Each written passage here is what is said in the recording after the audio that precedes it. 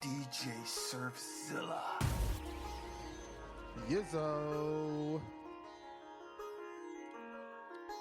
How's everybody doing tonight? Yo, today we got my man, singer, songwriter, model, founder of Muse Branding Agency. Some people thought we was twins, but I don't dress like him. You know what I'm saying? He a much better dresser. My guy, P.J. Owens. What's good? What's good? So, my man, you are how should I say, a renaissance man. I'll take it. A visionary in the city. I ain't no model though, man. I don't do no modeling. And look, but you could have fooled me with your fashion. Oh, I appreciate that. Skills and whatnot. Thank you. So, for people who don't know about the Muse Branding Agency, tell us a little bit about that, what that whole vibe is about. So Muse is very important to me. I started out as the Kingdom Agency, which was just a design studio. Okay. And the Kingdom Agency, the name for me, it did what it needed to do at that time, but the name itself just sounded very religious. And I didn't want that to discourage other people from using my services. Right. So I decided to rebrand, not negating the spiritual side of things, but I had to rebrand in 2015. And from that came Muse. I asked everybody, like, when you meet me, what do I do for you? What is the experience that I offer? And everybody said the same thing. They was like, you really made us think beyond what we came to you for and all of those kind of things. So I wanted to have a name that embodied what I wanted to do for brands all over the world. So that's how Muse came about. And Muse is a branding and development agency, not to be confused with a marketing agency. People think that branding and marketing is the same thing. They're like cousins, but it's not.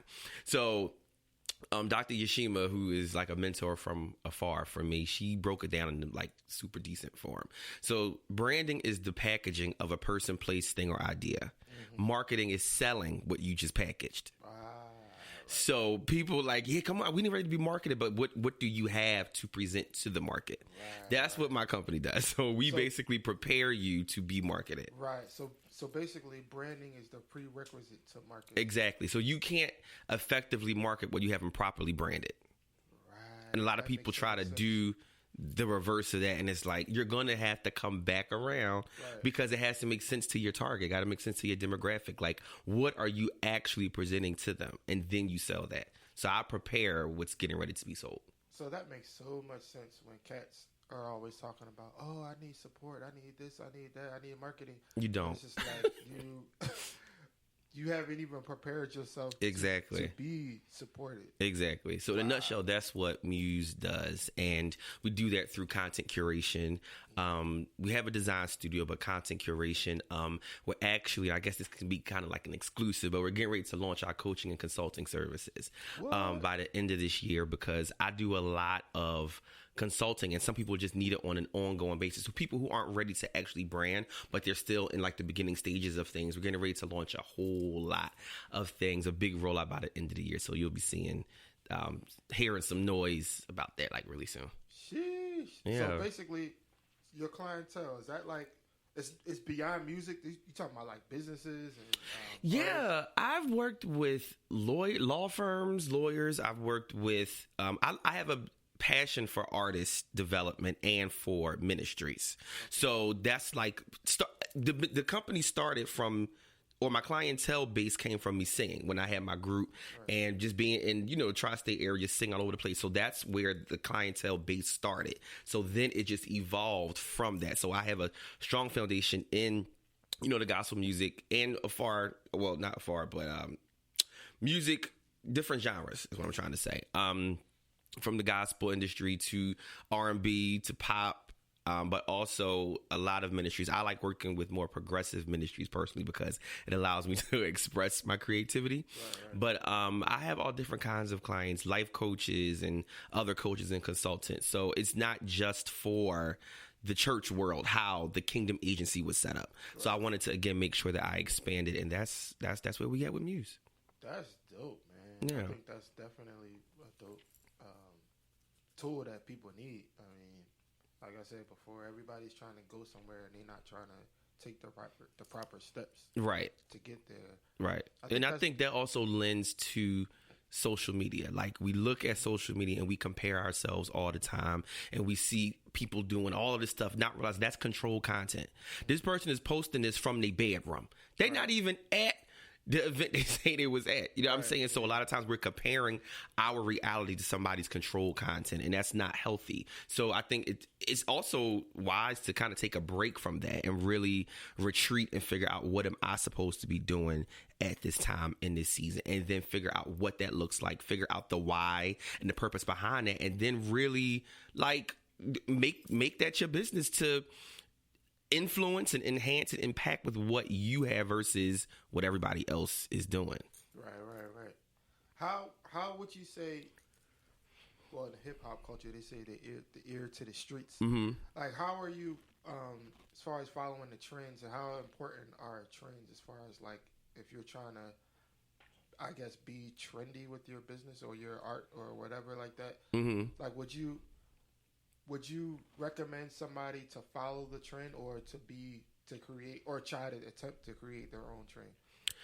I learned this with trial and error. So personally, I think a trend is good because it's hot for the time being. But when you have a solid foundation and you kind of take what others have did or the formula and make that your own, you can always include the trend, but don't be the trend. Because that can literally, you can be out in 2 weeks. Like, you don't want to be the one hit wonder. You want to have some longevity in the business. So I don't think there's anything wrong with incorporating a trend, but don't allow the trend to be your foundation. Because that makes absolutely no sense. Because when another trend is going to come right after this one. So you're going to find yourself always competing or always trying to be relevant within the trend, and that's just, it's not smart. So I say find out who you are first in whatever industry that you're in, whether it's music, whether it's branding and marketing, whether it's people are doing their life coaches, all that kind of stuff. Now, like, find out who you are as a person, allow that to be your foundation, and then if it's something going on, like, jump on it. People doing these challenges all the time online and stuff, jump in that, but that's not who you are. You could be a part of the wave, but keep the wave going. I noticed too with our generation and generation younger than us, like, it seems like attention spans are getting shorter and shorter. Absolutely. Where back in the day, you could sustain a gimmick, you could sustain a trend. Where now it's like a few weeks back, it was like everybody was talking about Popeyes and Chick-fil-A. See, it was a trend, and like, they made a couple quick million from all that. Right. But like, now it's like nobody's talking about it. Right. Because nobody cares about it anymore. Right. And it's just like, dang. The chicken sandwich gone. They did so much. The chicken sandwich is not even in Popeyes no more. Yeah. That's crazy. It's not even there no more. So it's like, yo, that's so right though. Like, gimmicks aren't sustainable. Yeah, it doesn't last. And I think that really plays a part in taking the necessary time to like really find out who am I. And it takes trial and error. It takes mistakes. It takes time. But like, you really got to figure out, who am I in whatever industry I'm in? Where do I fit and what do I have to offer? And am I meeting a need? Like, we're here to meet the needs. Everything we do should meet some kind of need. Target met a need. Walmart met a need. McDonald's or fast food industries, they meet a need. Might not be the healthiest need, but they meet a need. You know what I'm saying? So if you're not necessarily meeting a need, or somebody else has met that particular need in that industry, why follow what they're doing? Figure out who you are in that industry. And it takes time. But we live in such a fast-paced time where people don't want to take the necessary moments to like steal away and just hone in on what it is that you're supposed to be doing. And if we do that, I honestly believe that God will really, really open our eyes to certain things to say, you know what, this is who I am at this time. This is who I was, but this is who I need to become. But people, again, don't take the time. Time is something you can't get back. And the older we get, the more we realize I have to use my time wisely. When you in your 20s and stuff, you like, yeah, we got all the time in the world. By the time you're 29, you do not have all the time in the world. You know what I'm saying? With the rise of like online businesses and social media influencers and stuff, people are making careers out of this. You know what I mean? Like, people are, they out here really making it happen in any way, shape, or form. And if you lollygag and you waste time, you will get left behind completely. I think that's a real big issue, especially among the black church community. Right. It's like finding out who you are is a big issue with a lot of people, especially if you're trying to be in the arts, if you're trying to be, a musical artist or anything like that. Finding out who you are is probably the most important thing you can do. But for some reason, it's not. It's like people want other people to tell them who they are. To feel better about themselves. We're going to be here for 4 more hours talking about this. No, I totally agree. And we've both been in this industry for a very long time, musically, locally, singing all over, playing all over. I think what happens is we were never taught to be ourselves. We were only taught to be them. Whoever they are, right. We were taught to be them. Like when we're kids, we're taught you can be whatever you want to be. That is a complete lie. You really don't believe that. It sounds good, right. But honestly, what they should have said, you can be whoever you want to be within the confinement of religion or within the confinement of who we are or who we want you to be. Right. That's what should have been said. Because when you are the minority, you're not received. If we're at a musical and it's somebody completely different, you might not be received because you don't meet. You're not a part of that wave. You know what I'm saying? It's completely different. So it's difficult for you to learn how to embrace your different when your different is rebelled against. Like when your different is pushed to the side. Nah, I like y'all. If you're not in the clique, it's not the same. Or if you're not in like the in crowd that's singing right now in the area, you're not going to be respected. Or they're going to use you as the sound check group.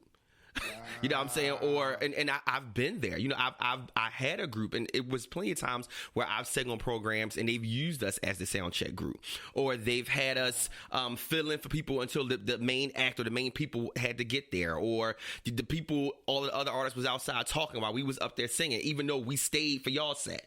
You know what I mean? This is stuff that we are accustomed to, and it really does affect who you are as an artist. Like if you're not strong enough in your artistry and in your foundation and what you have and believe in who you are and own it, you will completely, your artistry will die. You know what I'm saying? When you go into this kind of stuff, so the older you get and the more like you step away and realize, listen, some of these people don't even know who they are. They're trying to be the next X, Y, and Z versus just being who they need to be. So I think that had a lot to do with the maturity and the growth and evolution of who I am personally as an artist, because the top of this game was very difficult. It was very difficult. So now even stepping back into it in a sense on the back end of things from a branding perspective or artist development perspective and not as an actual artist is so you see so much that you didn't see from when you first started. Right. And some of the people who might have treated you a specific kind of ways coming to you now asking for your help. Wow. And I'm not the kind of person, I never bring stuff back in people's face, whatever, because that's just not who I am. But it amazes me who we look to for validation at one point in our life. And the older you get, you realize like these people have absolutely no identity whatsoever. You know what I'm saying? And I think we all have been there. Like even around the time where I was saying like GA was hot. Like Ty was it. You know what I mean? Ty, you had Tony Moore and JC. So it was a vibe. Like you wanted to be them because they was cool and everybody gravitated toward their sound. Everybody gravitated toward their look. Like they were creating a culture, and it was a culture where you made Jesus look dope. Like you was you, but you still made him look dope. You still had the principles and you still had like that foundation of like ministry, but you were amazing as people. And we wanted to be Bones. We wanted to, sing like the Maris. We wanted to have all of those tones and stuff. But it came a point where we, in a sense, some of us, like we were trying to be them because they were so hot versus knowing who we were as artists. Yeah. You know what I mean? Yeah. And that, it was okay, but after that wave is gone, who are you? Exactly. I think somebody once told me, in regards to like with Ty and Kurt, they were saying, in the secular world, it's cool to not know who you are because, you're a part of a machine. Like Rihanna is the head of the Rihanna machine, right? You know what I'm saying? Like in gospel, it could only be one Kurt Franklin. Right. It could only be one Ty Tribbett. Right. It could only be one Karen Clark. It's like in gospel, you're only allowed to have one entity, And if you try to be anything like that, you'll get labeled, you know what I'm saying? Oh, that's Baby Ty. Or that's Right. Baby. And you know, we don't got to name names. You know all the Baby Ties of Yeah. the tri-state area. Listen, I was one of them. I have no shame in saying it because I didn't realize that I